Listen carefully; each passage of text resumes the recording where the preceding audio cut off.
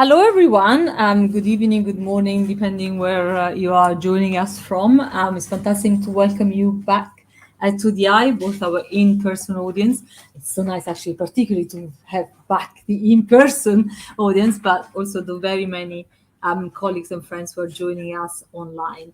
I'm Sara Pantuliano, I'm Chief Executive here at ODI, and I'm really, really pleased that we're having this conversation tonight, to discuss how men can step up to end violence against women. We're organizing this event through our Align platform. I'm sure a number of you have heard about Align. It's really a platform that we've been hosting for some time that is focused on gender norms and how we can really drive transformative change to support gender equality. We're organizing the event ahead of International Women's Day for the elimination of violence against women. And this also marks the beginning of the 16 days of activism to end gender-based violence. Imagine every day we need at least 16 days, to try and raise awareness on this, because actually the stats are not getting any better. And I'll come to that, actually. So this is really a crucial dialogue, figuring out what we can do to continue to push, to champion, to advance women's rights. We are convening this conversation with 4 men who are actually at the center, of action on male solidarity in this space. And we really wanted, to center the discussion on the experience that they bring and learn, from what they've done, in the hope that others will be inspired.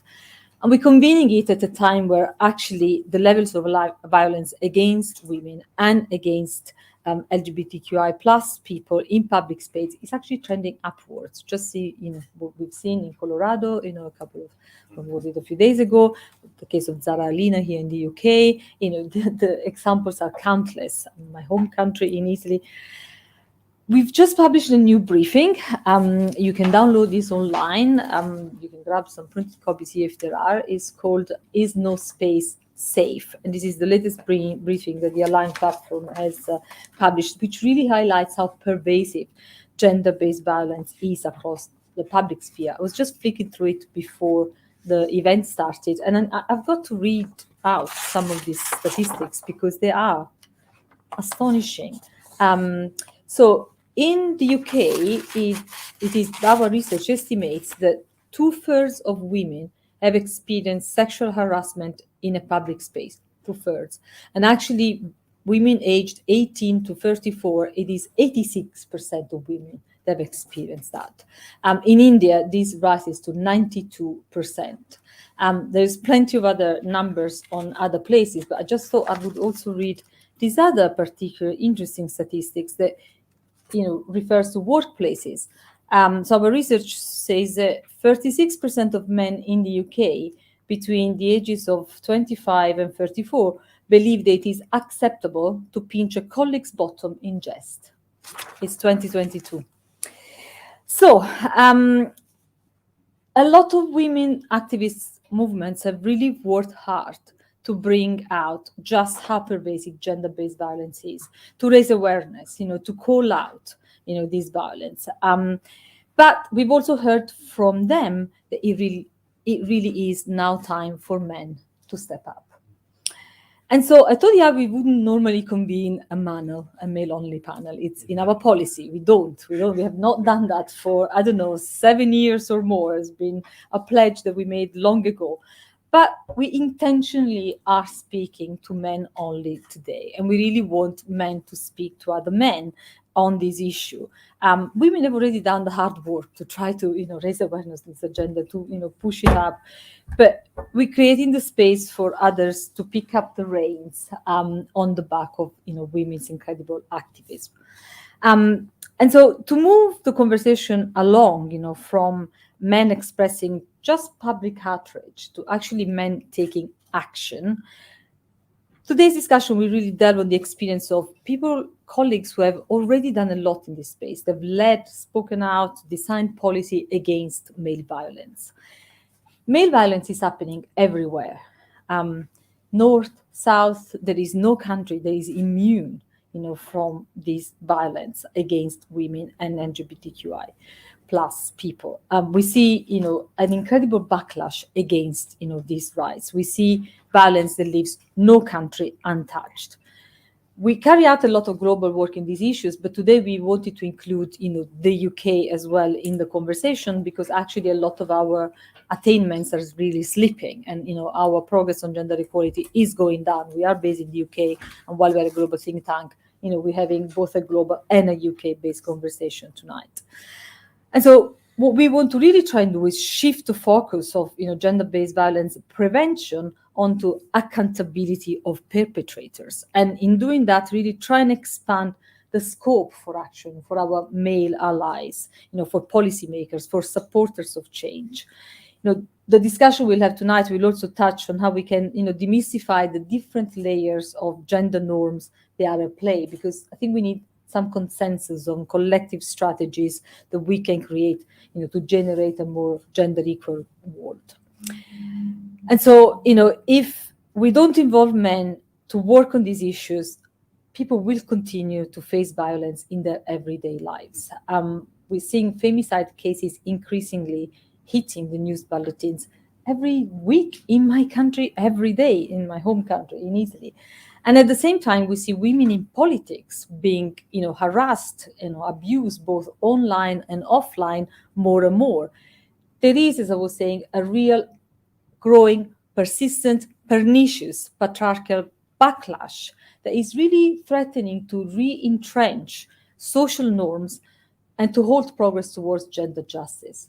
So it's really time to act. There is a lot for us to do as a global community to change gender norms around men and masculinity. So tonight we'll start from with hearing from our fantastic colleagues. The first part of the conversation will focus on listening to what they have done in this space, what they've experienced, why they've done it, and what they're hoping that others will do. And then I'll come to the audience, both online and in the room. So for those of you who are online, there is a Slido box below the live stream. You can send your questions through that, so I will bring you into the conversation. And please do amplify our conversation on Twitter as well. Without further ado, let me introduce this incredible panel. I'll start with online. We have Jackson Katz, who is joining us from the US. Jackson is an educator, is an author, is a social theorist. He's actually a major figure in the global movement of men who are working to promote gender justice and end violence. Amongst other things, Jackson has developed and led the first large-scale prevention initiative in North American sports culture and in US military. Welcome, Jackson. Next to me, to my right, I have Ben Hurst, who is the head of facilitation for Beyond Equality. That is a UK charity working with men and boys to rethink masculinity. Welcome, Ben. Also joining us online, we have Eusebius McKaiser. Eusebius is joining us from Johannesburg, South Africa. Eusebius is a political analyst, he's a leading broadcaster, he's a journalist, an author, and is a Times Live analyst. He also hosts the podcast In the Ring with Eusebius McKaiser. I'm sure a number of you have listened to that. And then last but not least, to my left, I'm really delighted to have with us Steve Reid. Steve is a UK Labour Member of Parliament for Croydon North in London, but he's also the Shadow Secretary of State for Justice. Really pleased you could join us tonight, Steve. Thank you very much. Right, well, let's get started. Jackson, can I start with you? You've stated many times before that violence against women is a men's issue. In fact, that was the title of a very famous TEDx talk that you have given. Can you explain to our audience why it is important to center men's role in ending gender-based violence? Well, sure. And Sarah, thank you very much for inviting me to be part of this great event, and to all your colleagues at ODI and all the colleagues that you've invited. I appreciate being part of this dialogue. Thank you very much. I mean, men's violence against women, as you suggested in your early remarks or opening comments, is it's a pervasive problem, and men commit the vast majority of what is called violence against women. I don't even like the term violence against women because it's a passive phrase. It's a bad thing that happens to women, but nobody's doing it to them. They're just experiencing it, kind of like the weather. But if you insert, the active agent, you have a new phrase, men's violence against women. That's really what's happening. I mean, it's men assaulting women. And by the way, men's violence against women is also connected to men's violence against other men and to men's violence against themselves. I mean, my friend and colleague, Michael Kaufman, the co-founder of the White Ribbon Campaign, in 1987 wrote an article called The Triad of Men's Violence, which connected all the major forms of violence that I'm talking about. And so people that I do, my work and a lot of the other people that I work with around the world in a multiracial, multi-ethnic sense, in a global sense of the men working on these matters, have been making these connections for decades. It's not a recent phenomenon. I just want to say before I think it's important to say this. There have been men doing this work for a long time, decades, in fact. Not enough of us. It's a tiny fraction of what we need in terms of being transformative around this, the scope of the problem, as you suggest. I appreciate that. But one of the things that we've struggled with is getting a platform for men to speak out on these matters, to get, it has to do with funding. It has to do with turf issues. It has to do with, centering women and women's leadership, which is all important. But I think men commit the vast majority of violence. For example, how do we call rape a women's issue? Rape is overwhelmingly committed by men, overwhelmingly, like 99%. Whether the victims are women or men or others, and they're most, statistically speaking, it's mostly women, but men are also the victims of men's rape, and people who are non-binary or who are not in the binary are also victims of men's violence or sexual violence. And I mean, the very act, for example, the very act of calling rape a women's issue is a political act. It's a form of subtle victim blaming because it shifts the focus off of the group who is doing it or the group that has more social power onto the group that's experiencing it. And so I think those of us who want to change the sort of paradigm and really want to ramp up our efforts, we need to make visible what has been rendered invisible. And we have to say, this is a men's issue. And it's also important, and I know that people know this, but I think it's important to say out loud that the category of men is a complicated category with multi-dimensions. So like I use the sociological term masculinities, TIES, rather than masculinity, to account for the different social positions that men occupy based on global north, global south, racial and ethnic hierarchies, socioeconomic hierarchies, sexual orientation and gender expression and identity hierarchies. So it's important to be complexifying the category of men because we are, while many of us have certain things in common, we also have differences based on our, where we sit in relation to power. And so for all these reasons, I think it's clear that these are men's issues. Can I also say one last thing, Sarah, related to your opening statement, I think. There's a term that people have used about getting men involved. It's engaging men, right? So there's a Men Engage Alliance, which is organized through the United Nations, and it's multinational and it's global and all. And all this is good. Engaging men is good. But to me, it's not ambitious enough. The term engaging men suggests like engaging in a conversation. We need to talk to men. We need to get them involved in talking to them. And I think that's a good thing, but it's not enough. I think we need to engage and mobilize men. After all these decades of this kind of activism, we need to ramp it up. We need to get more men who are willing to take a stand, and not just interpersonally, within small peer cultures, whether it's adolescent boys or adult men, but men in positions of leadership and power and influence, which is, I'm glad Mr. Reed is there. I think it's really important that we have powerful men, like powerful men.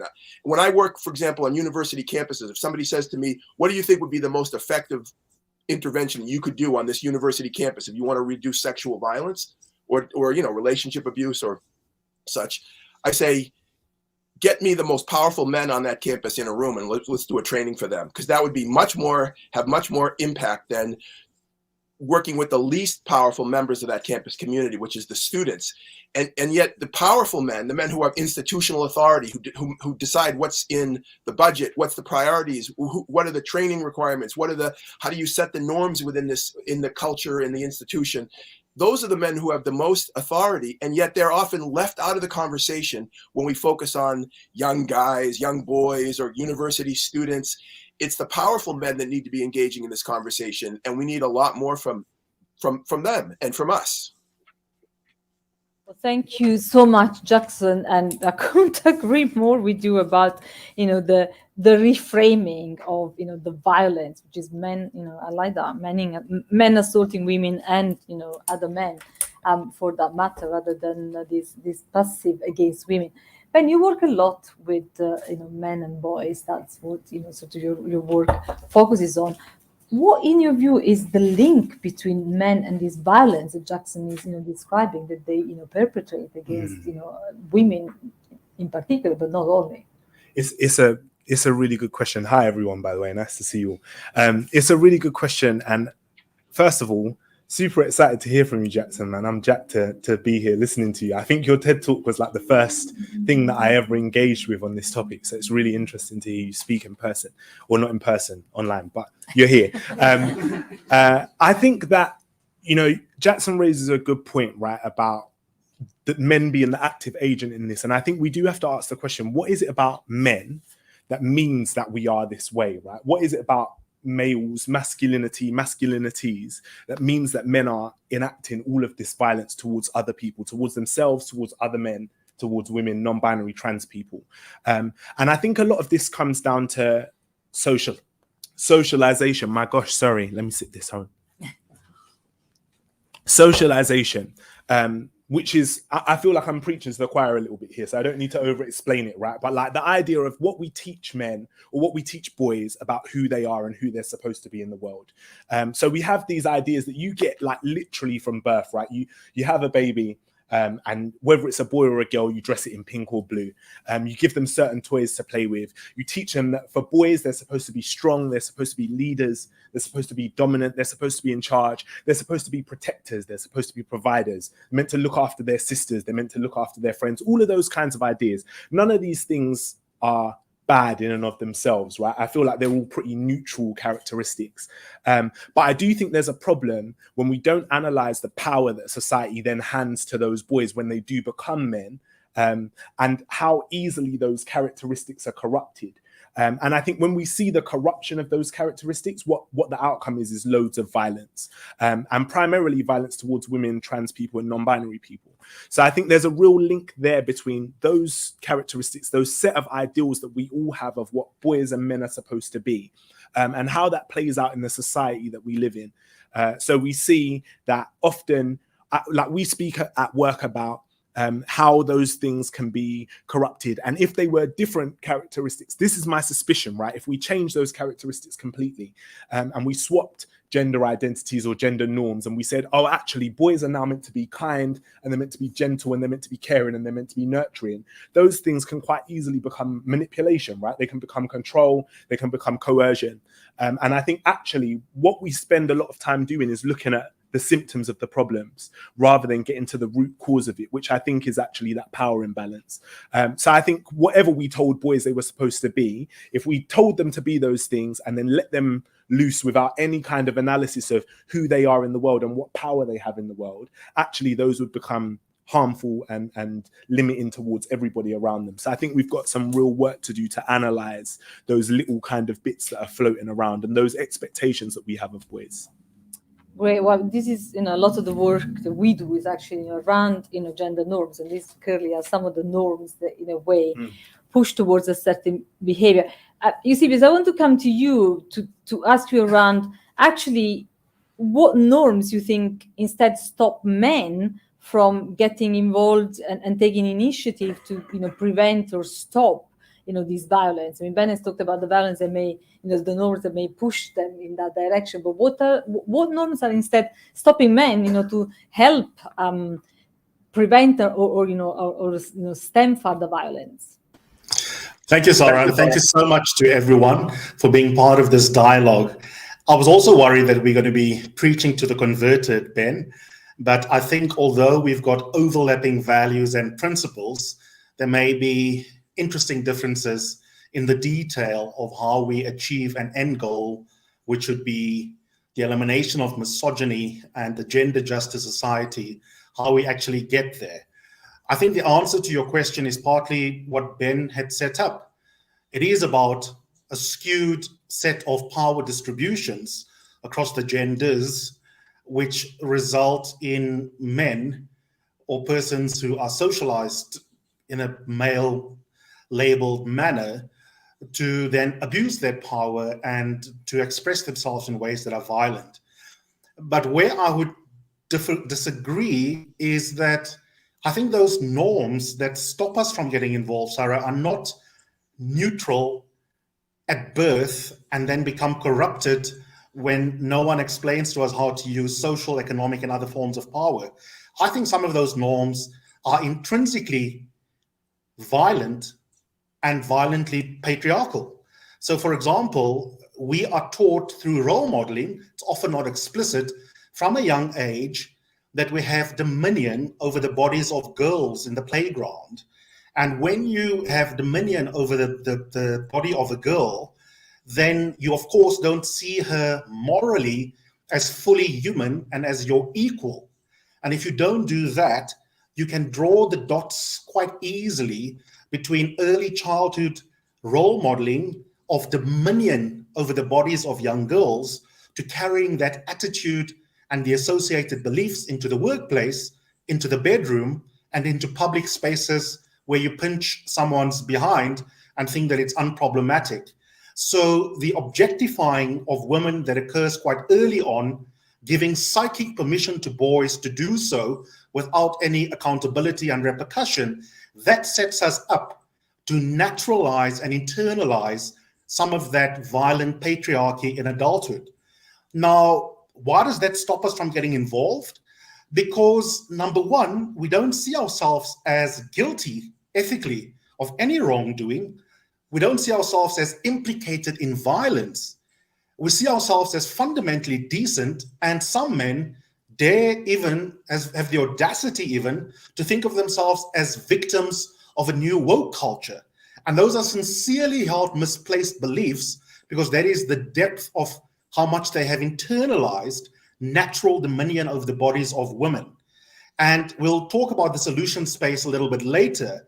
But for me, in terms of the diagnosis around this conversation, those norms block us psychopolitically from getting involved in conversations around how do I change my behavior. I can't be in a circle, even in a safety container, where the question is, how do I change myself, unless I recognize that I'm implicated in harm. And boys are socialized to believe that they are not implicated in harm, but that they have dominion over the bodies of girls and women. Thanks, Eusebius.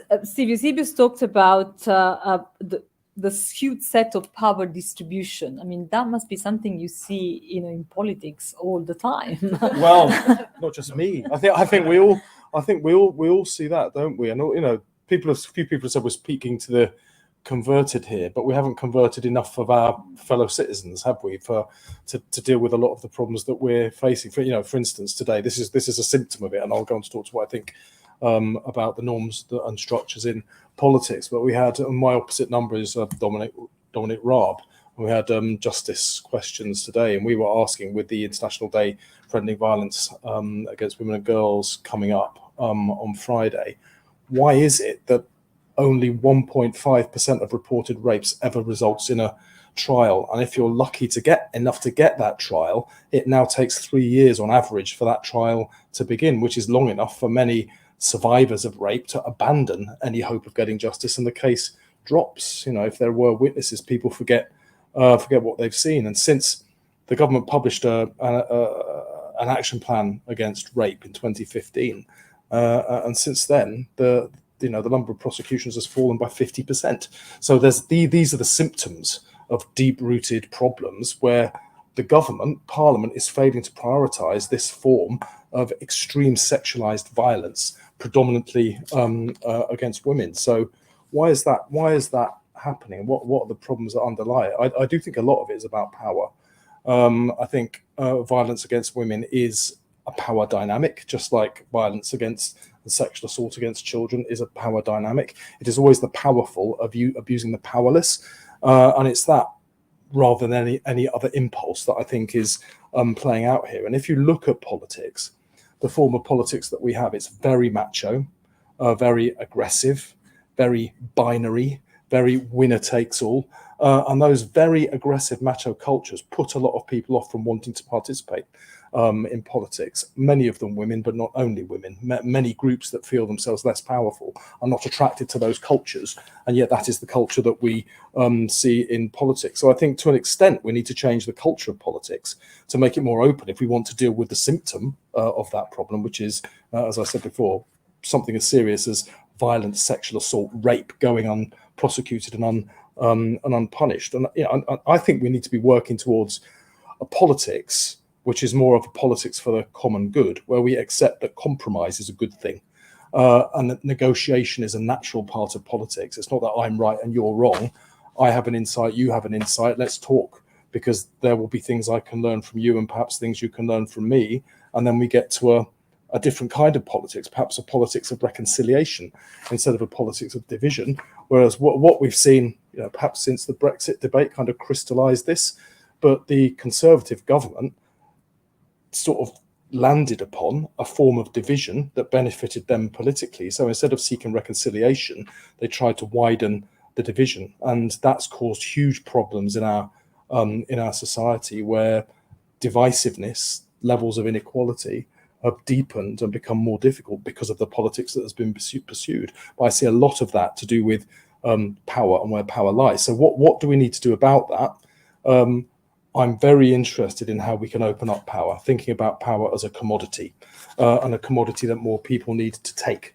And I've talked with a lot of people and thought a lot about this. And when I was leader of a council in Lambeth, we piloted some of this. Power has to be taken; it can't be given.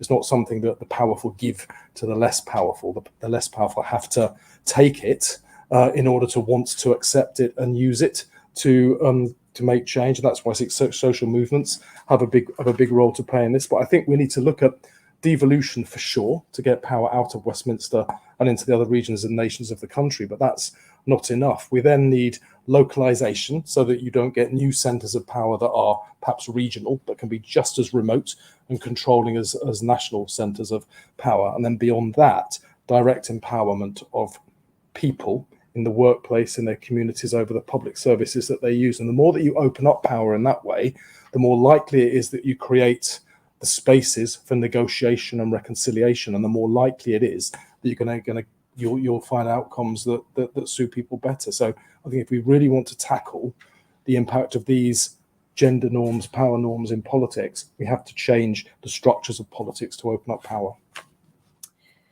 Thanks. You talked a lot about learning, and I want to come to what we can learn from the four of you, because obviously you have you've done more in this space than many other men, and in particular, I want to I'm really interested to understand how men can break through the fear and step into activism. Women have done a hell of a lot of activism on this, but not enough men, as we said at the beginning. So, Jackson, maybe I'll start with you again. What was your experience? How did you start? How did you overcome, perhaps the reticence that many men have, to be activists in this space? And what can others learn from this?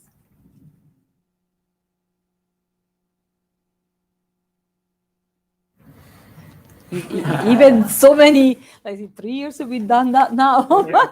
No, I apologize. I've been doing this work since I was a university student back in the early 1980s, and I mean, I think one of the things that impedes a lot of men who are good people and who want to be part of the solution, who don't want to be part of a system that contributes to injustice, inequality, and violence. A lot of men still remain silent. And I think, a big part of my work from the beginning has been, how do we mobilize those men who are already, in other words, who already concede that this is unfair, sexism more generally, misogyny, but also men's violence against women. How do we get the men who are already on board in that sense to speak up, to do something, to use their influence, to use whatever social advantage they have? And I think one of the big impediments to that is a lot of men are afraid, and they're afraid of other men. I think a lot of men are afraid, and it's not just physical fear, although sometimes that's the case. It's social fear. It's the fear of being unmanned. It's the fear of being seen as soft. It's the fear of being seen as not competitive enough to take it as a man in the traditional way that, you know, in the hegemonic or the dominant culture has defined manhood. And, you know, boys are taught from the earliest ages that if you want to be taken seriously as a quote unquote man, there's a certain set of rules. The rules are always changing and they're complicated and there's subcultural differences, but there's a set of rules. And I think boys, and violence is, by the way, the penalty if you don't accede to those rules. In other words, if you don't play the game correctly or successfully, you're going to suffer the potential consequences. And one of those potential consequences is violence. And so violence is keeping, you know, men keep women under their sort of control in a sense by violence or the threat of violence, but they also keep other men from challenging or interrupting misogyny and violence, including men's violence against women, through the threat of violence between and among men. So ultimately, we have to talk about how men are afraid of each other because of violence. And by the way, I said this earlier, but I'll repeat it. It's really difficult to get any of these ideas into mainstream discourse, into mainstream media. I've been beating this drum for decades, like in the States, for example, about school shootings. School shootings are over 99% of school shootings are done by boys and young men. And yet almost nobody talks about gender as a central factor in school shootings. They talk about the availability of guns and they talk about mental illness. And I always say, well, if 99% of school shootings were done by girls, would anybody be talking about mental illness and gun availability before talking about the fact that the overwhelming number of perps were girls? And I think the answer is obvious. We would be talking about girls and femininity and socialization and, you know, structures of power relating to gender, but because boys occupy the sort of the dominant group, if you will, we just paper over that and we move on to other factors which are important but secondary.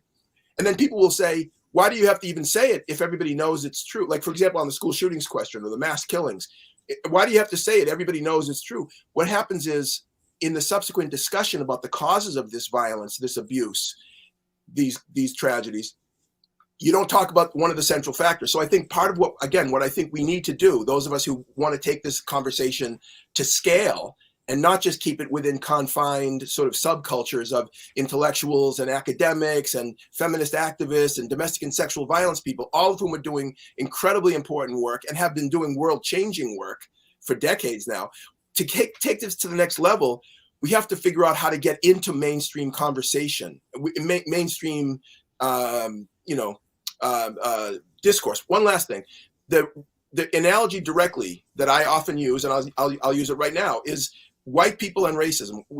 Racism. Why is racism a problem for people of color but not for white people? Why should people of color be the ones who are tasked with, you know, sort of deconstructing the systems of racism? It's not fair. They're the ones who are being the victims of it, and the white people who, in this case, the white people who are in the positions of influence, it's their responsibility. If they are good people who are committed to things like justice and fairness and democracy, then they're the ones who have to be, doing the work, if you will. And it's similar with men, and it's similar with heterosexual or heteronormative people. It's like the people who are being most put upon shouldn't be the ones who are expected to be doing all the work, including the leadership, including taking risks, including standing up and speaking out. So, but I do think it's important, because I think a lot of women hear when I say, or others say, you know, men have all this pressure on them and men don't, you know, they're afraid of other men. And there's some people, I'm not saying everybody, but there's some people who say, oh,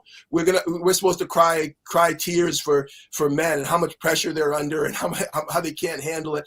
And while I understand that impulse, it's not helpful, because it's real. There's a real reason why men don't speak up.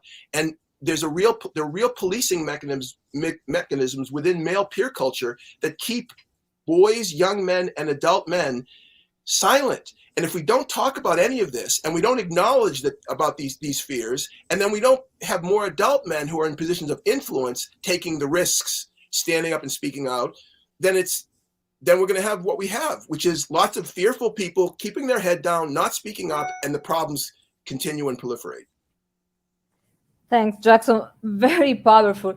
Eusebius, the same question, to you. What led you to step into activism? What was your experience? Yeah, I want to do two things in this contribution. I firstly want to wholeheartedly agree with Jackson and associated with his remarks around the culture of fear and the way in which he cashed that out as an explanandum for why we don't have more men being engaged in the kinds of way that we need them to.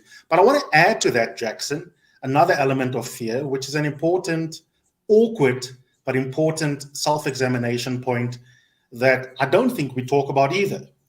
I think we are also scared as men that we will be called out for being hypocritical, for having personal unfinished business. As a journalist, I work in the newsrooms in the mainstream media that you're talking about. I've also written and been on platforms in the States and in the UK, from CNN to the BBC, columnist for the New York Times, writing dispatches from South Africa. And many of the men in positions of power are rapists. Many of the men in position of power, including in the media, are at the very least implicated in culpable silence when they witness bums being pinched. And so they can't just write an essay in which they call out other men in society without potentially being called out on their own skeletons. How do we turn that into a productive observation point? We do it as follows. We need to tell men, including ourselves on this panel, that you don't need to be perfectly virtuous without a checkered past before you can get involved in this kind of work. We are all unfinished products. The fact that I'm a black queer man who has been raped doesn't mean that I'm not a misogynist. Many women that have worked with me in radio and TV as a broadcaster will tell you that I've often been very harsh, that I've also demonstrated unhealthy masculinities, adversarial approaches to debate, like our politician has rightly pointed out, which I learned at the Oxford Debate Union. And I reproduce that as a queer black man who has also been a survivor of rape. So the truth of the matter is that we're not only scared because there's no space in mainstream media. We're not only scared because other men might beat us up if we write about them. We're also scared because we are imperfect, unfinished products ourselves. But it is okay. And if we have time, we can talk about how to speak even if you are morally sullied yourself. I got involved in this work because there's an analog between the experiences of women and the way in which I had been raped, taunted as a feminine child in my primary school days. It was only in high school, through biological luck, when an overdose of testosterone combined with competitive, adversarial, masculinist debate training, that I changed. And I had to comport differently in the way in which we all acknowledge is unhealthy potentially. I had to learn to project my voice differently, to physically and discursively take up more space as a defense mechanism. And that enabled me to survive. And so now I'm writing not just against unhealthy masculinities in society at large, but when Jackson speaks, I'm also aware of the fact, Jackson, that we are speaking to ourselves on this panel as well. Thank you so much for sharing that, Eusebius. And yes, I acknowledge that there is the danger always that we may be talking to the converted, but that is also, I think, for all of us, and particularly for the men who are with us today, to think how you can talk to others who are not converted. And the point of the next question will be really what we can tell them, to really prompt them to act differently, so that everyone can take away some ideas, suggestion to stimulate really different action. I mean, Ben, you have talked a lot in the past about navigating male defensiveness, because sometimes men become defensive when you raise the issue of the violence. Sometimes.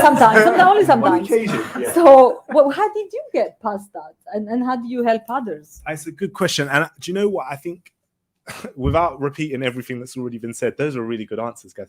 I do think that we lack a structure for accountability that is conducive to change. I think we're so used to punitive justice that we can't imagine another way of calling people in to or holding people to account for the harm that they've caused to people in their communities.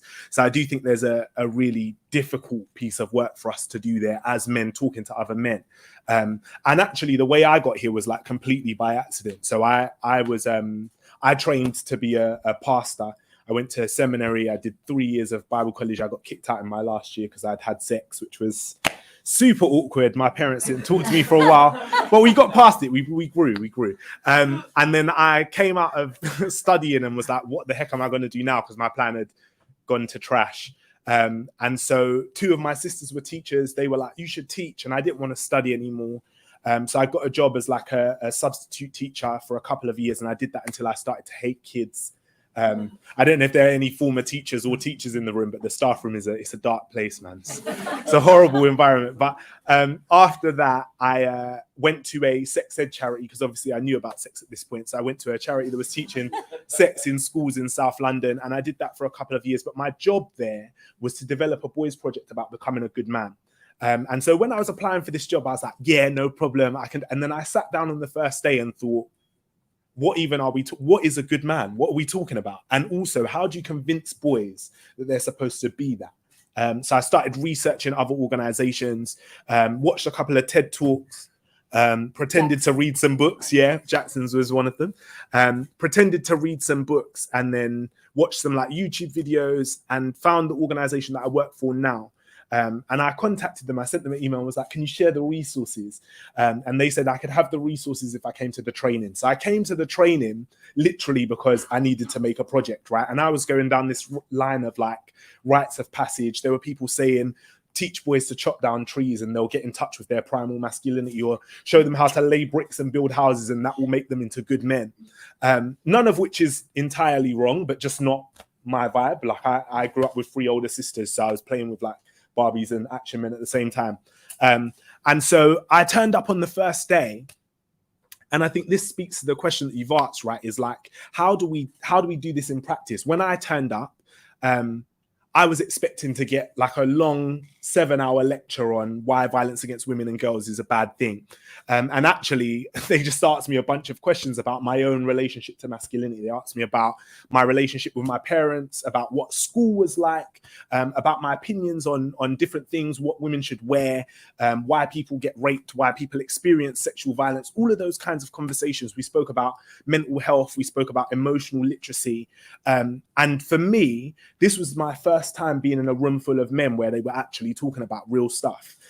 In my job, I would go to the toilet almost every day and cry and think that I was going crazy because there was something going on in my mind that I couldn't articulate to anybody around me until I was in this room. And then I was like, has anybody else experienced this? And loads of other people were like, yeah. So I think actually there is a part of this conversation which the other speakers have alluded to already, which is about locating ourselves in this work, right? As men, I think actually this conversation is not just about being the saviors. It's not just about saving women and girls. This is also about saving ourselves. It's about how we can have this conversation and how we stand to benefit from it as men. And then also how everybody around us benefits when we're better versions of ourselves. So that was my entry point into this conversation. And I think, yeah, that's one of the big things for me about how we have these conversations with men. Men don't want to be told what to do, right? Like, again, in our social programming, we're meant to be the leaders. We're meant to be dominant. We're meant to know the answers. We're not meant to ask for help. So we don't want to put them in an environment where we're then suddenly saying, use all of these skills that you've never learned in your life. We need to find a different approach to like having that conversation, I believe. Brilliant. And you see, the value of having this conversation is someone will go and look online and hopefully, listen to this conversation if he's not converted yet. But Steve, what made you, engage in male solidarity, and how are you trying to encourage some of your colleagues, to what made me? I mean, surprisingly, it took me a long time to realise why I was bothered about this. But it was, I'm gay, and growing up gay, I was very fearful of that and concealed it for a long time. And when you repress something so fundamental about your own personality and who you are, it becomes very, very, very, very damaging. And I think the negative consequences of that I still probably live with to some extent. But there was one positive consequence, which was it made me think much more about the nature of society and the world that I was in and my role within it than I might have done otherwise if I could just more easily accept the journey that is there for you as a middle-class white man. I was forced to question why I felt fearful of being different, and why when I was growing up, Margaret Thatcher was Prime Minister and brought in a law, Section 28, which described gay relationships as pretend relationships, and you were still allowed to be sacked from your job for being gay. And I'd always wanted to be a teacher, but I didn't, because I didn't want to be in a school and then be sacked if it came out that I was gay. So I ended up going into politics, in part because I thought politics had invaded my life, like it invades many women's lives as well. And part of my journey was I was outside the Houses of Parliament demonstrating against Section 28, but then elected to Parliament in 2012 in a by-election. And one of the very first debates I spoken and voted in was for equal marriage. And then some years later, I have a ring on my finger. So, no one can tell you politics can't change things. It's slow, it's cumbersome, power being where it is wrong. But it is a way to change things, personally for yourself, but also for the world as well. So for me, that's how I started to think about the effect that the kind of society we have had on me, but I could see the effect that it had on my female relatives and friends as well. People were held back. Opportunities were not open to them in the way that they were open to me as well. And more recently, the role I've got now, I'm Shadow Secretary of State for Justice, I've become very, very interested in the impact of early childhood trauma on an individual's behaviour all the way through their life. Now, here we're looking at it in particular in the terms of offenders, and a very high proportion, over 90% of young people in a magistrate's court or adults who end up in a prison would have experienced early childhood trauma, and very often that trauma will come from either witnessing or being the victim of domestic violence, physical and or sexual, and that damages cognitive and emotional development, and in many cases makes you more likely to become criminalized. That's the extreme end of the spectrum, but the same thing affects boys who don't end up becoming criminalized as well. My view is we damage boys and boys damage girls, and they grow up into men who damage women. And the damage we do to boys is to them as well as to the women that they harm, because we force them to close down certain aspects of their personality, perhaps the more emotional, more compassionate side of their personality. That's not what men do. Boys don't cry. That's still out there. And it comes through into politics as well. That's just politics. We just tolerate and accept these behaviors. So my way into it was a very, very personal one. But the way that I think we have to change it is through education primarily. We have to teach boys that feeling things differently to the norms that are expected of men is okay. It's good. It's part of who you are. We have to accept that. And by educating boys better, and perhaps then getting on to changing some of the structures about where power is held and who can access power, we can change the system more widely. But it has to start with educating boys, not just because that protects women, but actually protects boys too. Excellent. We coming close to the opening of the Q&A, so I'll do just one very, very quick round. So prepare your questions, and including the online audience, colleagues can start filtering the questions up through. So quick round. Ben, I'll start with you this time. You've already alluded to some of this, but if you had to speak, to someone who was still a little bit concerned, another man, a bit concerned about stepping up and really, acting in male solidarity, what would you say? What is the best action that you think, men could take towards ending male violence? The best action I think men could take, it's a big question, right? And I think it's two different questions. What's the best action that men can take, and what would I say in a conversation, which are two very different things. I think if I was to be having a conversation, I would try and adopt a stance of being curious. I'd try and be interested in what people have experienced.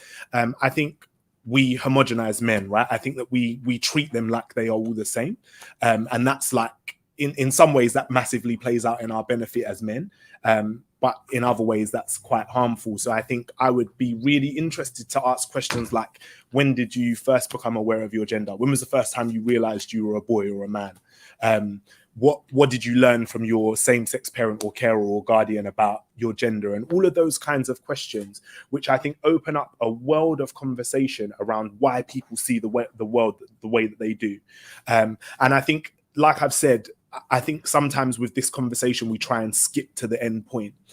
We try and jump straight to how do we change that behavior? How do we stop men from doing that? Which I think is important. But actually, I think there's a lot of inner work and deep work that needs to happen in order for people to change their perspective. And to understand, I think it was Eusebius said something about our psychology and the way that we see the issue, the way that we think, we don't view ourselves as morally bad or ethically in the wrong. And I think actually we've got to have some space for exploration of that, right? And again, nobody changes their opinion because you tell them that they're wrong. Actually, that makes people double down on their opinion. So I think we've got to create some spaces where men are able to have those conversations and do that exploration, but able to do it safely and able to do it genuinely, and able to do it without risk of becoming less of a man for having a conversation or changing their mind or changing their opinion. I'm going to stop there because I know that other people have got really and important I've things seen to say. Eusebius nodding quite a bit. So would you... I would do what Ben would do, is the short answer. And at the risk of mansplaining another man, I think what I liked about what Ben had said is the importance of creating a safety container. My natural instinct as a competitive debater is to give you top-down argument for why you are wrong and to do the moral analyses as a philosophy graduate. But if you want to change behavior, you've got to do what Ben recommended, which is to ask yourself as a facilitator, what is in my toolkit? Where is this group of men at? And it will be different for the reasons that Jackson mentioned, that the category of men is actually a complex one. And I would read the room, I would build that safety container, and then in a sort of Socratic manner, tease out the conversation, knowing what the end goal is. But you've got to make sure that from a dialogical point of view, that safety container is there, not because men should be mollycoddled, but if your goal is to change behavior, as opposed to simply putting men on trial, which is important in terms of accountability, but it doesn't change behavior, then you have got to make sure that you think in a sophisticated way from a moderation point of view, how you set up those spaces. Well, thanks. We got some really useful, tangible suggestions. Jackson, what would you be your recommended best action? Well, let me say I appreciate all these different comments. It's really interesting how the different perspectives that we bring. I mean, I appreciate that the diversity of viewpoints and a lot of overlap, but some differences. I really appreciate that. One thing I think it's important that we acknowledge is that women's leadership, again, in a multiracial, multi-ethnic sense, for the past half century, but much longer than that, but certainly over the past half century, is what has brought us to this place. In other words, the domestic and sexual violence movements all over the world and the incredible transformative power that they've had has been unbelievably beneficial, not just to women and girls, but also to men and boys. And to Steve's point about the early trauma, I mean, so many boys grow up with trauma. So many boys are the victims of domestic and sexual violence as children, and then they go on to, in some cases, to harm other people, but certainly their lives are diminished by this. And so the idea that somehow the women in this work have been like anti-male, they have an agenda against men, is just a libel, and it's just not true. And I think it's important when men speak up and have a voice and have a platform, we say we need to support these women, we need to support them, we need to honor them, and we need to thank them. And some of the great conversations that are happening around the world in terms of engaging men and mobilizing men on this subject matter is because of women's leadership. But I think the next step is we need more leadership from men, because we really do have to think about this as a macro problem, not just a micro problem. And men who have disproportionate influence institutionally, politically, economically, can do so much with that if they take these issues on board. In other words, yes, we can talk about individual boys and individual young men and what to say to them, but I always say this is not about individuals. Obviously, individuals have to be held accountable. Individuals need to be held, with compassion, but it's not really an individual problem. It's a systemic problem.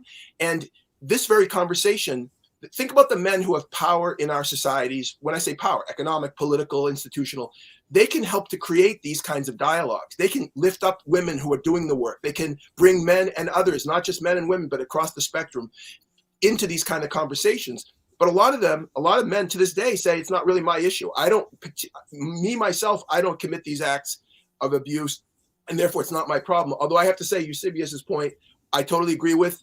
Self-righteousness on the part of men, like saying, you know, I've got it figured out, or we've got it figured out, and you need to have like a perfect record to be able to have some authority to speak on this subject matter, is what gets some men really tied up in, you know, sort of ethical decision-making knots, which result in their silence. So it's, by the way, similar to white people. If you're a white person, are we waiting for you to have perfect and no racist attitudes, beliefs, or behaviors ever for you to be authorized to speak out about racism? Because if we're waiting for that, we're not going to have any white people speaking out about racism. Well, that's very similar to men. So I think the last thing is the leadership piece. If you're a man in a position of leadership, and again, leadership is broadly defined. I'm not saying that you have to be powerful at the head of an institution. You could be an informal leader in a peer culture. You can be a captain of an athletic team. You can be a boss or somebody in the private sector. You can be in the military, in the sport. There's so many different places. You need to know, have a basic working understanding of domestic and sexual violence and sexual harassment issues. You don't need to be an expert, but you need to have a basic working knowledge of it. And you have to also know how the issues of domestic and sexual violence and gender inequality is marbled into virtually every other problem that we have in our societies, whether it's child abuse or alcohol and drug problems or gang violence or, in my country, homelessness. These aren't issues that are siloed unto themselves, domestic and sexual violence. They're deeply marbled into every other system of injustice, inequality, and social problem. And if you're a leader, again, you need to know this, and then you need to figure out what you can do within your sphere of influence to support victims and survivors, to challenge and interrupt abuse and hold offenders accountable. And finally, you need to figure out what you can do as a leader to create a climate within within your sphere of influence wherein abusive behavior is seen as completely unacceptable and contravening the values of the group. Again, not because you're a nice guy, if you're a man, helping out the women, because it's really a women's issue, but because you're a leader and we expect that of our leaders. If we got to that place, then you'd have a ton of men, millions, billions of men all over the world who would be walking through the door and having these conversations. But if it's all voluntary, it's just we're hoping men are going to show up for these conversations. We're going to hope that men walk through the door to become activists.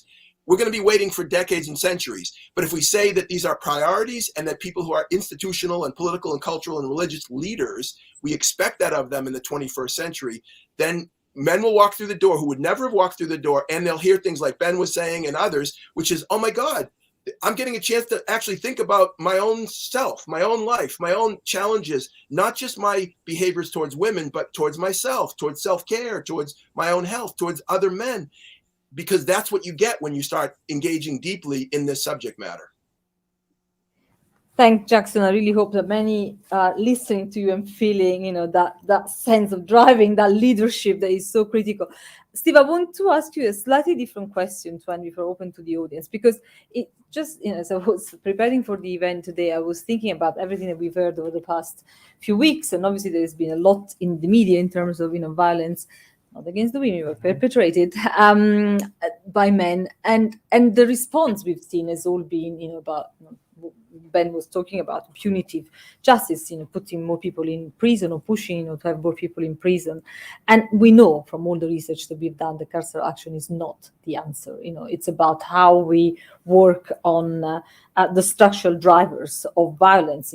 It's not about criminalizing the perpetrators, or not only. And so it'd be interesting to hear, when you said how important politics are and what they can drive in terms of change. So in your role as a legislator, more importantly as the Shadow Secretary of Justice, what do you think are the legal and policy changes that we need to really act on these drivers of violence?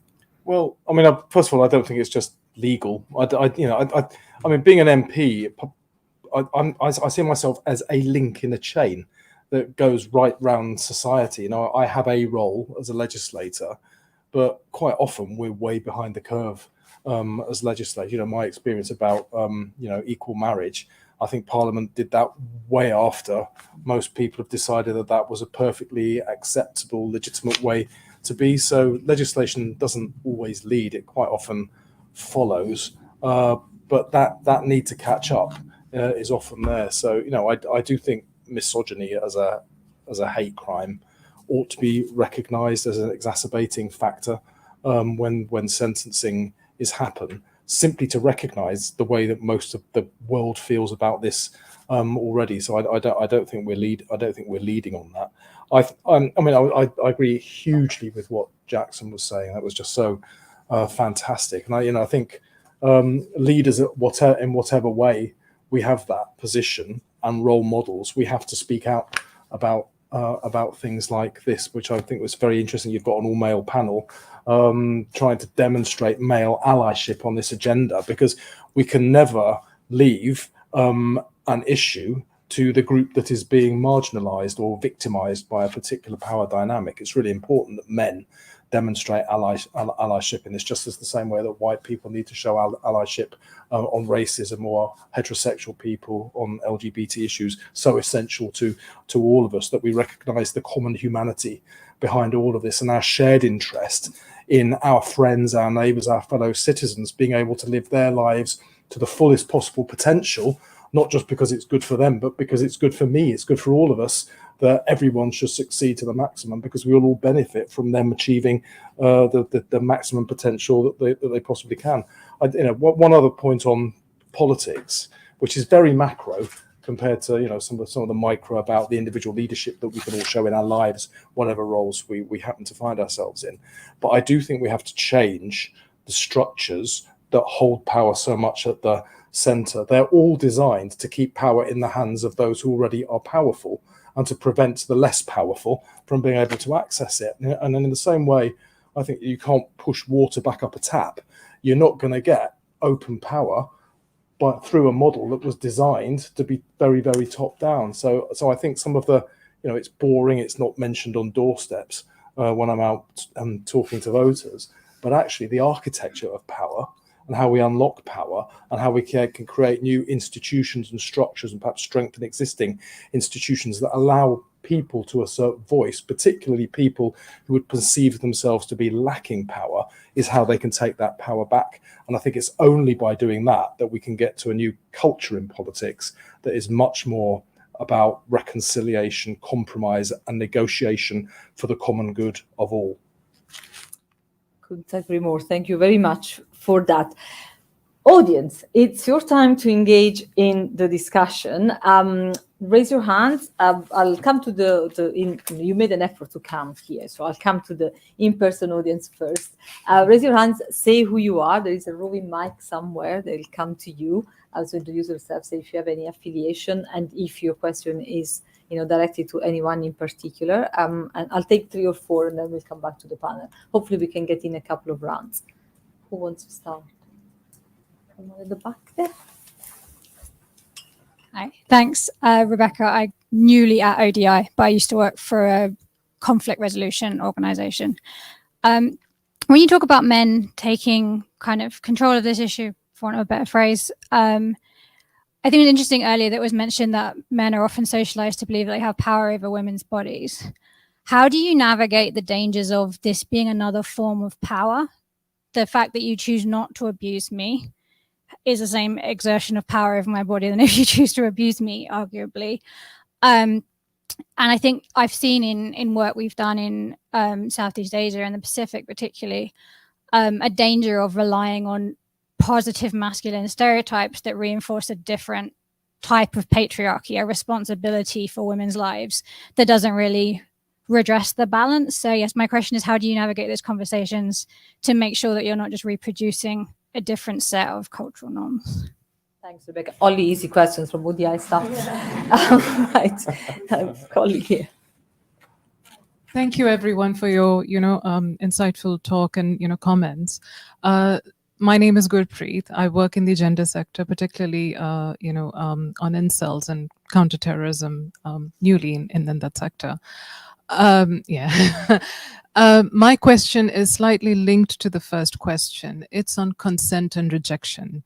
If we are talking about, violence against women, a lot of it is based on the fact that women are afraid to utter no. Because when they utter no, that is a rejection, and the consent there, it doesn't take place. how do you tackle that in your work with other men? Do you talk about rejection and consent, particularly, legal consent, where what is, what classifies as rape or sexual assault or domestic abuse? Yeah. Thanks for it. Anyone? Yes, colleague. Thank you. Nate Eisenstadt, University of Bristol, Gender-Based Violence Prevention and Response. Talked a bit about how the backlash against women's rights, against gender justice is one of the key things that we're facing at the moment. And Ben and Eusebius have talked about how in person we can meet that by not going with kind of didactic approaches, with kind of thinking about what's going on for the person. I guess one of the main ways that we see that backlash played out is online. And I'm just wondering, and this is something that I grapple with myself, of to what degree do we engage with that and how? Let me just say that Align did a really excellent study before the summer on that I'm sure colleagues will be happy to point you to on that as well. You raise the hand? Yes. Hi, wonderful talks. Thanks you all. Real privilege to be here and hear such kind of diverse and rich set of perspectives. My name's Dan Artus. I am a PhD student at University College London, and I've been doing some work with the wonderful Nikki van der Gaag on a edited collection about patriarchy in practice. So a kind of collection of ethnographic case studies on how patriarchy works and doesn't work in different spaces, and how we can think about decoupling masculinity, patriarchy, and men, and what it means to do so, to try and think, well, how can we be men if masculinity is not going to go away? But, how do we sort of move beyond this sort of dynamic between what's toxic, what's acceptable, and sort of put it into kind of more practical terms? And I think I wanted to pick up on something that really resonated with this whole, the initial engagement with feminism with men is really painful, right? So I was raised very Christian once upon a time, and I was saved by basically queer Marxist feminist performers. So there's a story in there, right? But one of the things I wonder about putting off men is just the feminism representing like a real existential threat at a really deep level. And how do you communicate that and say, you kind of need to go through the pain, right? Because we can talk about this kind of tactical usage of power when it's consolidated in kind of patriarchal contexts, but the strategic aim is to have it distributed more evenly, right? So there is a clarity in saying that men will lose and it will bloody hurt, right? And it kind of has to, because at the end of the day, it's this balance between being on trial. I think Eusebius put it right. So we have a safe space. We don't coddle men, but actually that pain is instructive. And I was raised Calvinist, right? So dark theology, yeah? Really heavy duty, nasty, nothing you can do matters. Yeah, and like second wave feminism was a gentler instructor than Jesus, right? Kind of heavy Andrea Dworkin stuff. Yeah, and so I'm gonna shut up on the point. I think the thing I want to ask, kind of across those things, is there a risk in bringing men back into this conversation that the way we're socialized takes up the space that liberation movements have fought so bloody hard to make, where men's voices don't just redominate, right? I'm holding the microphone at an all-male panel about how men can stop hurting women, right? Like something for that rings alarm bells in me because I'm big, I talk posh, I have nice hair, right? People listen when I talk, probably more than I should, right? And at the end of the day, the question is, how do we thread that needle between accountability and agency, right? And I spent 10 years saying, am I a feminist or an ally? When it's finally taken me that bloody long to go, oh, I have to be both, but it depends on the context, right? It's about knowing when to talk and when to listen. So yeah, we need leaders to act in terms of accountability and set an example. But at the same time, I think there is a real risk when men are in those spaces, they can replicate the very problems they're trying to avoid. And the question I'd ask is, how do we do that, right? We have men that are in the corridors of power and so on. I'm going to shut up now. I'm terribly sorry. Doing my thing. If you want an answer. I'm tempted to just get all the questions and come back to you, because I fear that if I give you the floor back, we're not going to get another round. So yes, let me get a couple more and then I'll come back to the back. Thanks very much. Thank you all to all the panelists for this really engaging discussion. Ipek Gençe, I'm a senior research fellow here at ODI. My question, we're ODI, we work on these kind of issues globally, and you are from the UK, the US, South Africa. We have colleagues here from different parts of the world where patriarchy and these kind of issues are even more prominent. So any thoughts on how to even begin having some of these conversations in those countries like Turkey, where I'm from, in countries in Asia, in other places where we haven't even opened up the space for these kind of conversations? So any learnings, anything that you would think that we should be doing differently as policymakers? Thanks, Ipek. And I have a question from the online audience. Amy asks, where are the male movements to end male violence? So can you speak to, is there any? And if so, what are they? Last two here, and then I really need to come back to the panel.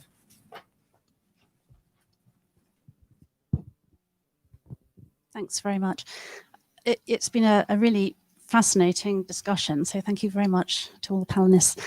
My name's Juliette Coleman. I run a charity called Security Women, which is all about the inclusion of women in very male-dominated security institutions. So we're talking about policing, armed forces, peacekeeping, private security.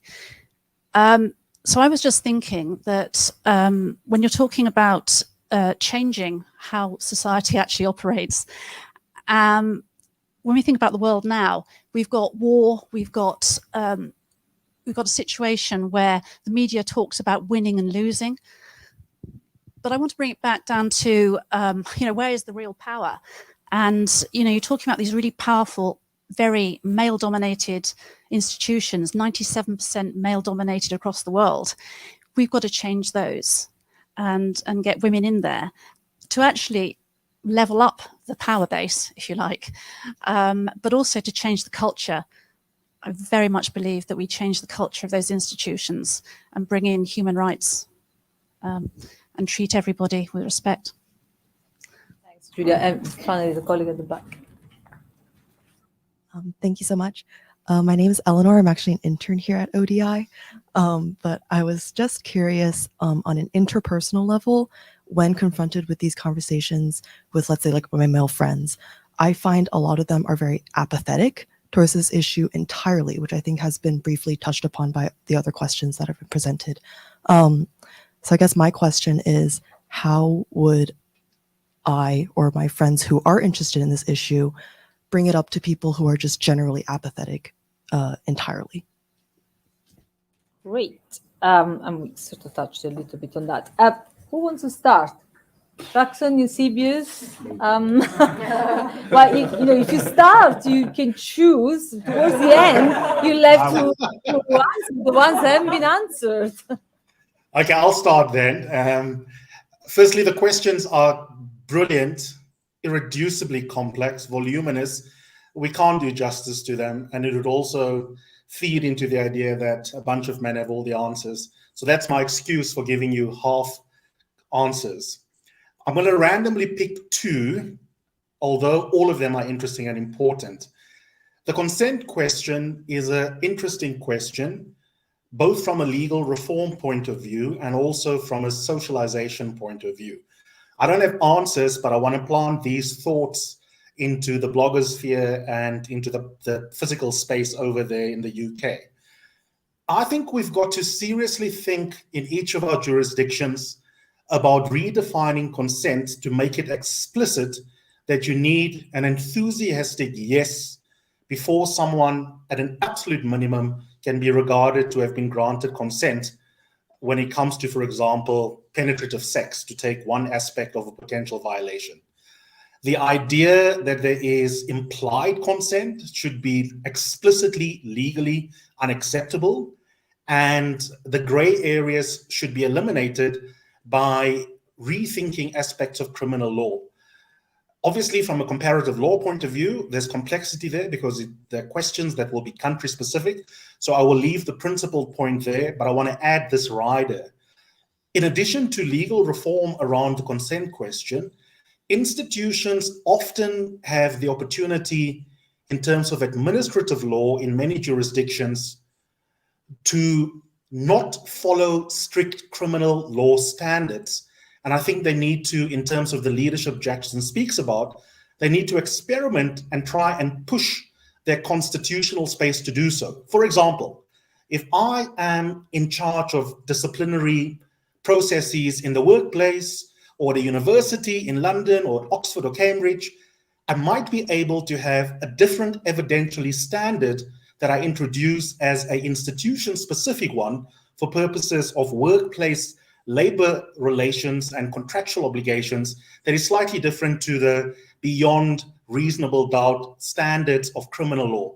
And I think there's opportunity for creatively making sure that we set new norms that are expected of staff members, even if it is different to the criminal law standards of the country, and it may not always be unconstitutional to do so. Then the other question I wanted to tackle very briefly is the conundrum around, someone asked, you know, is there the danger of inadvertently reproducing male domination in the making of an anti-misogynist society? I want to say to that something very simple, and I'll leave it here. Don't overthink it. I am delighted at the prospect of Jackson and Steve convening an all-white panel to think about how to be allies in the elimination of anti-Black racism.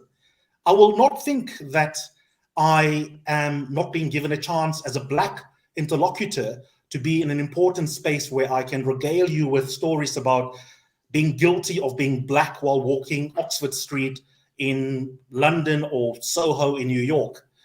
It is important to recognize that that work is labor that I don't have to do as a Black survivor of racism, and therefore the overall utilitarian benefit of the all-white ally space is one that as a Black person I can live with.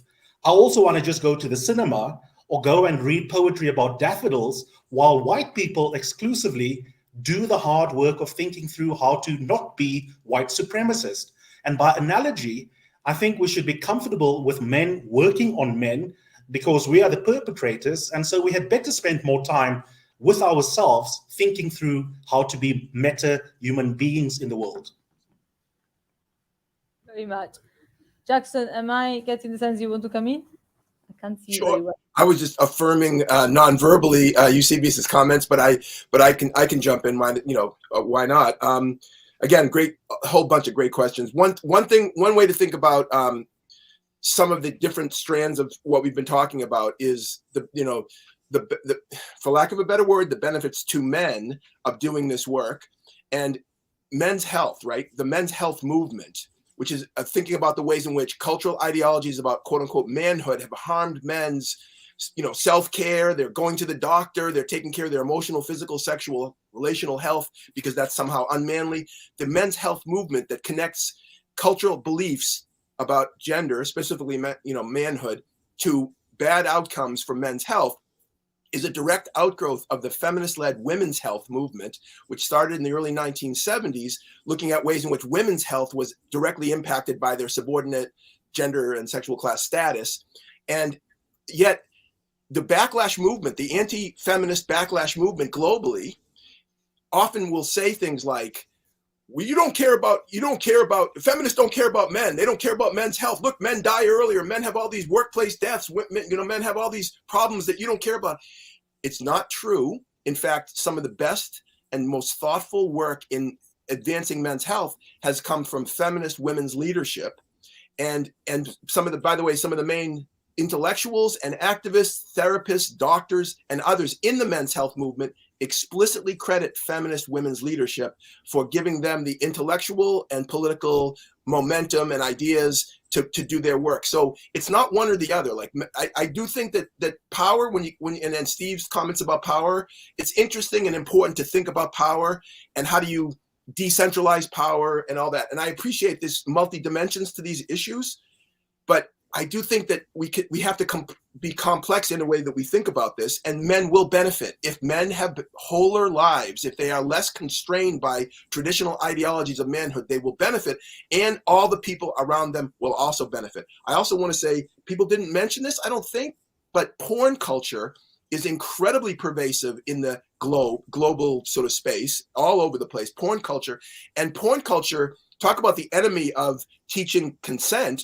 porn culture teaches the opposite of consent. And so many boys and young men are sexually socialized through their consumption of porn, where it's not completely normalized that men's agency is the only thing that matters. Men's consent is only an afterthought, if at best, and women's sexual pleasure is not even an afterthought if we're talking about heterosexual porn. So the point being that we have to talk about the porn culture and the media culture that helping to shape the norms that some of these boys and young men are being taught and are being, absorbing.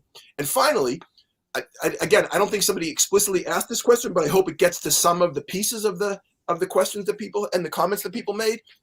This rise of authoritarianism in Europe, in other places, but also certainly Trumpism in the United States, it's not just about racial animus and antagonism towards dark-skinned immigrants and others. It is that, I'm not saying it isn't, but it's also men who are feeling decentered by feminism and by heteronormative people, in this case, especially men, being decentered by the LGBTQ revolution over the past, number of decades.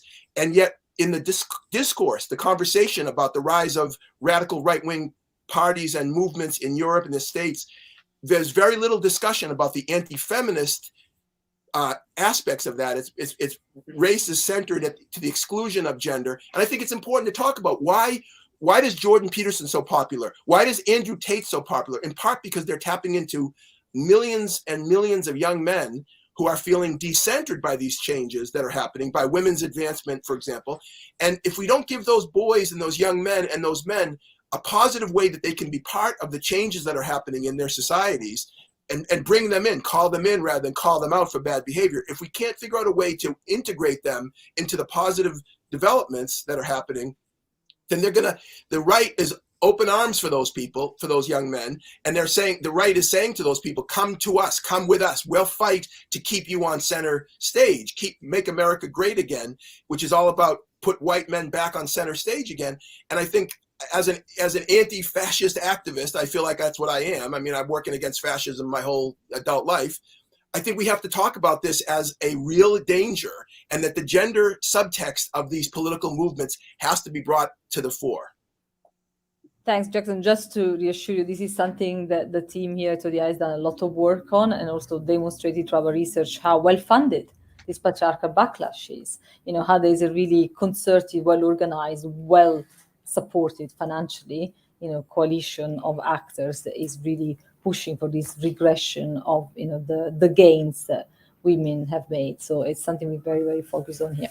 So Ben and Steve, there's a few questions left there from the online backlash to how we level up, or advice to EPIC and others to be in Turkey and other places where these things may be even sort of deeper. How to break the apathy that some feel around that, and anything else you may want to address. You go first. Do you want to go? I can go. Go ahead, yeah. Okay. What I would jump in on is, number one, what's going on around the world. So there are loads of movements that are male movements. There's a Men Engage network. If you don't know about Men Engage, have a look. They're doing loads of stuff in terms of tackling gender-based violence globally. I think one of the processes that I've gone through whilst doing this work, so I've been doing this for maybe seven or 8 years now.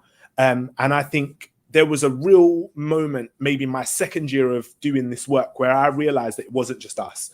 And actually there are global networks of people doing things there in places where you would not believe. And I think also that idea of not believing that certain types of people would be doing this work is maybe part of our colonial mindset, or something that we need to interrogate within ourselves.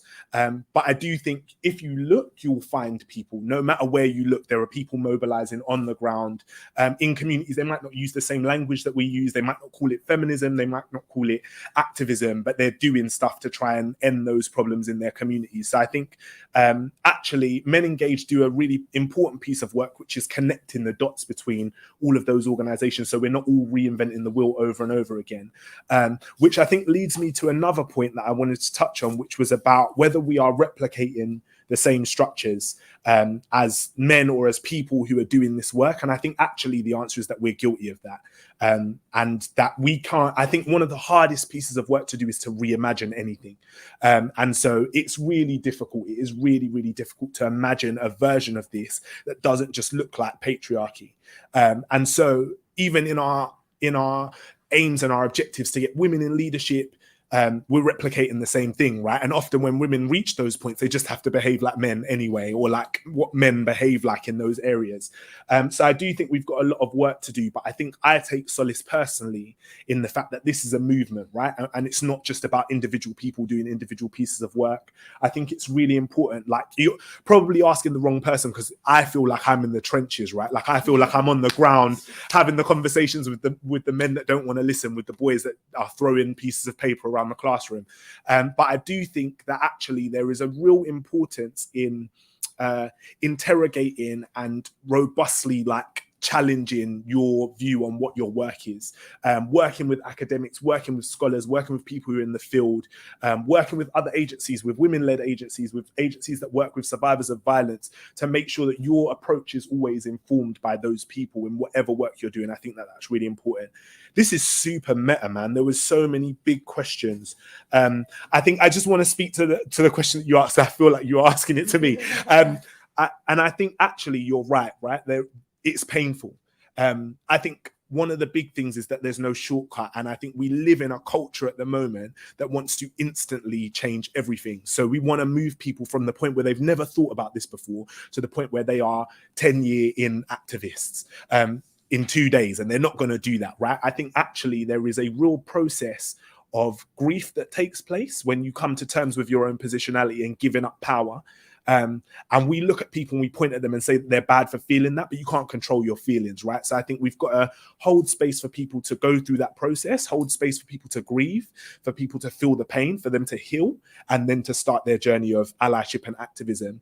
And that actually takes a lot more time than people give credit for, which speaks to that point about apathy that you were making also, which I think is like, do what you're doing. Do you know what I mean? Carry on doing what you're doing. I wish we had data on this. I'm like, send me data now to my boss. But I wish we had data. We don't. But I would say, if I had to guess, I would say probably 97% of men come to our training sessions. So community allyship training, volunteer training, whatever kind of training is where they self-select to come, are there because of women in their life who have badgered on about this stuff for years and years and years. And I know it's not glamorous. I know it's not like this is the silver bullet, you say this and they suddenly change their minds. But I do think that that's really important. I do think that actually in my own life and in the lives of almost all the men that I know, this has been a different way of being, has been modeled to them by women, non-binary people, trans people who have modeled that, who have shown them that there are possibilities beyond where they sit now. So I'd say that that's really, really important. And the point was made already about enthusiastic consent, but I do think in teaching boys, in particular about consent, again, we've got to make this a conversation that is about them. That I think one of the things that boys forget is that they have consent, right? They can give consent or they can withdraw it. I think a big thing about masculinity, particularly in regards to sex, is that men are always meant to want sex. They're never meant to say no to it. And if they do, there's something wrong with them. And that also is a view that women hold, right? That's not just about men. That's a cultural norm. And I think actually we've had some big conversations here today about changing culture without labeling it as changing culture. But I do think there are other pieces. And I think that's where, like, apart from people who are working in politics, people who are on the ground, people who are doing the research, actually media has got a big role to play in this as well.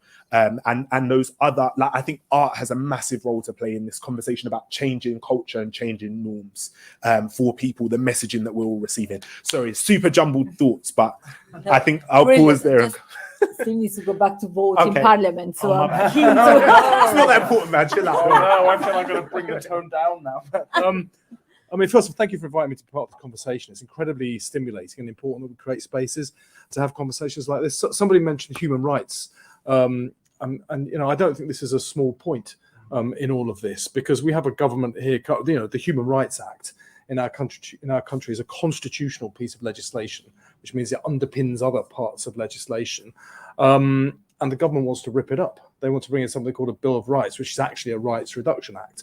And the reason they want to do, and it's one of the bulwarks that establishes gender-based rights in law. Very important that we defend it, but the government wants to rip it up because they took exception when they tried to illegally prorogue, close down Parliament to avoid scrutiny, democratic scrutiny. The Supreme Court declared that illegal and made them open themselves up again. So they want to rip it up. That is a threat to all of us. And there's only one country that has withdrawn from the European Convention on Human Rights since it was introduced. That's Vladimir Putin's Russia. And that was so that they could pass laws to target LGBT people for severe discrimination. And the idea that the British government would want to follow the Russian model of all things on human rights is absolutely shocking. So we've got a battle coming up in Parliament, but it cannot just be in Parliament. As I said before, we're part of a chain. There needs to be real activism around this if we're going to defend what was a significant gain for LGBT people, for women, for people of colour across our country. So that's one point I wanted to make. Second one kind of fits for what you were saying, Dan, which is how do we engage men in this debate, men who are not already in the debate, whose hearts and minds haven't been won. And that's a general dilemma in politics, because you have to win over people who initially may have a different view. And if your starting point is to point at them, you're wrong, you're the problem, you have to realize that, then we can fix you. They will walk away from you. And I think one of the reasons that we see around the world the rise of populist nationalism, whether it's Trumpism, whether it's what Johnson was doing in our country, whether it's what we see in Poland and Hungary, is a lot of people feel that they no longer have a place in the society that they're part of. Now, there are genuine problems we wish to tackle, but you can't tackle them by alienating that entire community who you have to engage in a democratic society if you're going to win their consent for change. So it's really about what is the way in that we can not make them so fearful that they would go in the other direction. Now, there are ways into this. Probably a lot of it isn't the kind of conversation we've been having here, but high on the agenda at the moment is violence against women, girls. People recognise that. Sarah, Everard, all of the other cases that we've seen recently, so horrific, but have really shaken people. And men all have relationships of one kind or another with women as relatives, as partners, whatever it might be, and they perceive the fear that women have in our society. So there's kind of a way in, and I think we have to talk to men as potential allies and friends in this, not as a problem, not as a potential rapist, not as a perpetrator of violence, but as allies in this. And that point about shared common humanity, you can only win people in if you can show them that they can be part of the solution, not that they're part of the problem. And I think in politics general, there's a point about reciprocity. Men will be prepared to give up their power that they have if they perceive a benefit. People give to get, and there is a benefit to men to not be part of a society that is built on toxic masculinity that is as damaging to men as it is damaging to women. And I think that's a really important point, and we can make it in different language than that, and we would have to. But I think we win men by showing them that they are our allies in a bigger fight that, through enlightened self-interest, benefits them as much as it benefits women, and therefore all of us. Final little point, and it's kind of on reciprocity again. It's there are a few points raised about how we engage with perhaps men in other countries, and I think it has to be done. And the ODI will know this, in a respectful way. We do not have all the answers. Just get out there and have a look around. You can see that, that as well as I do. There are things we can learn from those societies in the same way that we would hope that they can learn from us. But we have to be humble enough to recognize that we've got things wrong. And in many cases, for instance, I had the huge privilege to go to Kenya with VSO, actually as part of my current job. I got invited out there one summer, really, really interesting. But one of the things I learned there was that they are much more respectful of human relationships in their lives and in the way that they would design their politics and public services than we are, and we are diminished by failing to recognize that. So I think humility and reciprocity when we're engaging with other countries is fundamentally important too. Thank you so much, Steve, Ben, Eusebius, Jackson. What an incredible evening we've had. We've gone slightly over time, but I think it was a testament to the passion and the commitment that the four of you have for this agenda. And I think of everyone who's in this room and in our online room, I think we're all equally committed to try and help reshape the norms that influence this toxic masculinity we've talked about tonight. It's clearly a job for everyone to do, men, first of all, women too, to really try and make sure that we create a stronger movement that really challenges other men, to become allies and stop this kind of epidemic of violence that we've seen grow of late. For those of you who are in the room, there are nibbles and drinks next door where you can carry on the conversation. Apologies, Jackson and Eusebius. For everyone else, just a reminder, there are plenty of resources on this online. I want to flag again the brief that the Align colleagues have just done on is no space safe, which really demonstrates how topical this conversation is. It's for all of us to continue the conversation. The recording of this particular conversation will be online in 48 hours if you want to signpost it to others, but it is the beginning of the 16 days of activism. Let's make sure we make them count. In the meantime, please join me in thanking Steve, Ben, Eusebius, and Justin.